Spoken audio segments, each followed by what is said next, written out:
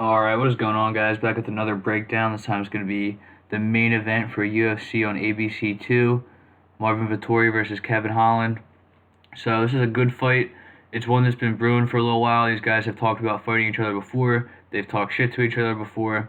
I thought that this matchup would happen a little bit later in the year, maybe in like the fall. And these guys both kind of just got ahead of the pace. They both got to main event status a little bit before I thought they did, or before I thought they would.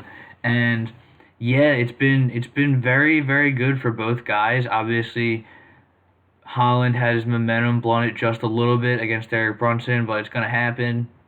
It was definitely sloppy on his part. We'll talk about that, but it's like I think people are making way too big of a deal out of that loss. But yeah, this is a great fight. Um, Fundamentals, real quick. Holland's gonna have the reach advantage like he usually does. He's very long. He always kind of has a reach advantage in this division, and it works for him and against him.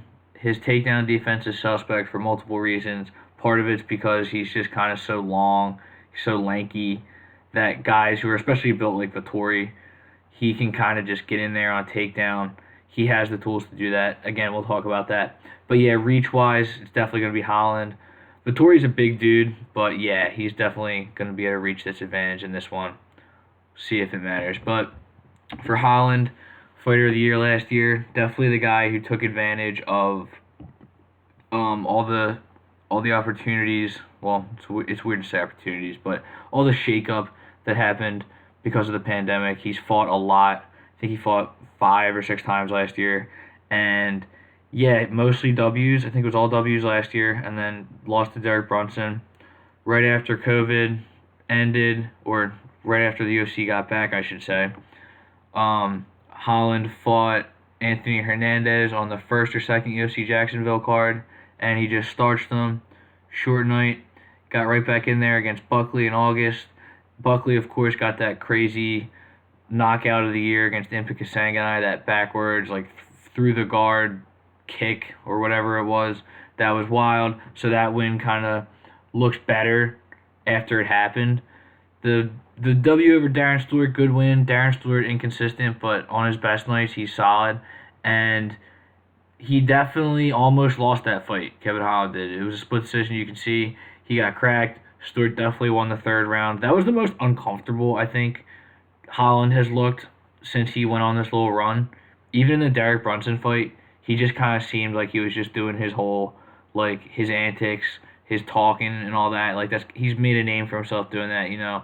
It's you gotta respect it because he's gotta get his money. But in that fight, he definitely didn't shut it off. He didn't seem like he was serious. But yeah, the Darren Stewart fight was dicey. Did what you gotta do against Charlie Ontiveros, UFC newcomer, short notice, took him out easily. That was kind of scary the way his neck looked in that one. But and then the fight over Jacare was definitely the biggest win of Holland's career. Goes to the ground, gets the knockout from the ground. His mental warfare type approach was definitely that was the best it's ever looked, and I think that's kind of why he went to the well with it one time's too many against against Brunson because it worked perfectly in that one. Like he goes, he's like messing with Jacare. Jacare just kind of laughs because I'm sure in his mind he thought like, oh, I've got him. I'm just gonna do work, and then boom, just hits him with that unorthodox type strike. And that's the thing with Kevin Holland. That's what makes him great. I don't want to say great, but it's what makes him great when he wins. He's just so unconventional, so unorthodox. Some of the most prolific knockout artists in the UFC, that's what they are. You just don't know how to defend. You just don't know what's coming. So he has a lot of spinning attacks. He's very athletic, and that does work against him at times. We've seen it, especially last time against Derek Brunson. He doesn't keep his hips very flat, or I don't know what the word I'm looking for, but he leaves his hips not very compact, and he gets taken down. And it especially was on display when he was throwing the uppercut. He just was getting taken down every time. It was very wild. And that fight was kind of over before it began. He slipped, and then Brunson got just full mount. And it was just, like, I'm sure Brunson would have gotten the wrestling going anyway, but he just got like almost a 10-8 round in the bag. he just got to see right away what he was going to be able to do on the ground, and then that's just all he did. And like I said, guys, a lot of people very, very upset after that loss. I bet on Holland. Again, I put my bets on the website. You can see I lost money on that one too.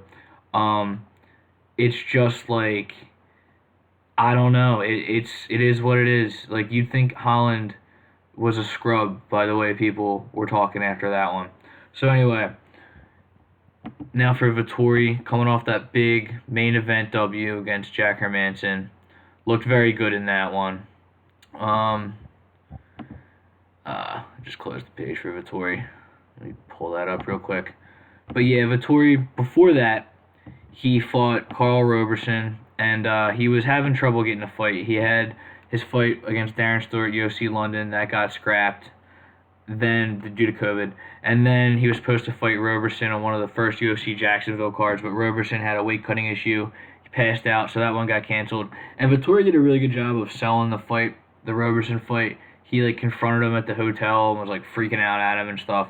So he put some beef behind that fight, and he took care of business. Got the first round submission, and he just went balls to the wall in that one. Kind of emptied the tank. Like if it went to the second round, he might have been in trouble, but he just got him out of there. He was like, that was one of those fights where I was very, very, very confident. Like you guys will hear me be honest all the time. There's very few fights where I just like am super, super confident, but that was one of them. Partly because of the intangibles, but yeah, since Vittori was suspended for a USADA issue, tested positive for trace amount of something. He's 4-0. All quality W's here. And then, of course, split decision loss to Israel Adesanya. Probably the most competitive fight that Adesanya's had other than the Gastelum fight. That one was really close, though, the fight with Vettori. I think that one was closer. So it's been a really, really good ride for Vettori. He has taken advantage of short notice opportunities, like we said. Did it against Hermanson, and he's doing it against Holland here because he was supposed to fight Till and he's got another short notice opponent. But for Vettori, stylistically, he's very well rounded. He kind of had everything going in the Hermanson fight. His gas tank can be questionable, but he's got good power. He's got good wrestling when he wants to use it. He has submission game. He's well rounded. He's solid. He's always game. But yeah, the gas tank is an issue. And here's the thing, guys. For this fight, betting wise, like I don't see any betting value in Marvin Vettori.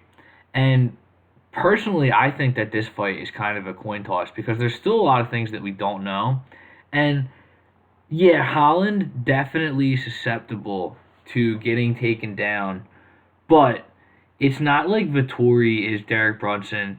And Vettori, I think he kind of really got Hermanson's respect early with the power, and he slowed down in the third and the fourth, but Hermanson wasn't able to fully capitalize on it because I think he was just Vettori did enough with his left early. He did enough with the hands early where even though he did fade, it wasn't enough because Hermanson wasn't able to get the takedowns going. That's his game. He's a ground fighter, and it's not like he's a bad striker, but it was Vettori's night. But, I think a lot of people think that Vettori is just going to go out there and kind of just dominate Holland on the ground or get the submission. Could happen. It could easily happen, but I could also see it where Vettori kind of empties the tank in the first couple rounds. We could see the whole mental warfare thing actually work this time. I don't think it's going to just because Holland has, telegraphed that so many times. And, Vettori, it's you would think that because you had the whole Roberson thing, Vettori, yelling and screaming at him. It just looks like it's going to happen. But that's exactly why it's not going to happen. Because if we think these things, guys, they know these things too. Marvin Vettori probably knows that people are saying, oh, dude, Holland's going to get in his head. So I just, I'm not really buying into that whole aspect of it. I think that I am going to go with Kevin Holland, though. And it's not a pick that I'm going to put a lot of money on. I'm just going to put, a sprinkle bet on it for, a parlay or whatever. But it's really, at minus 340 and trending up, I just don't see that value in Vettori. I could see Vettori being a small favorite or even just minus 180, minus 200. Yeah, sure. But this is just a kind of a ridiculous price. if you ask me. And I'm a fan of both guys. Like, it's not a lock. Holland is far from a lock, obviously. This is, like, not a lock by any stretch. But I just, uh, I just don't see the value there at all. And the method of victory props, not much better. I mean, plus 210 by submission, I think that's the best value.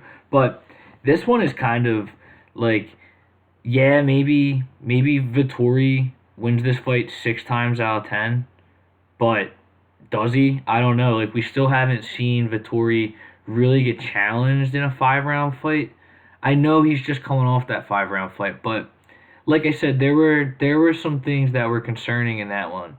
And I don't know if Holland's gonna be able to take advantage of them, but yeah, from a betting standpoint, I just can't pick Vittori in any confidence there. And I do like Holland's path to victories in this one. So yeah, I'm gonna go with Kevin Holland, guys.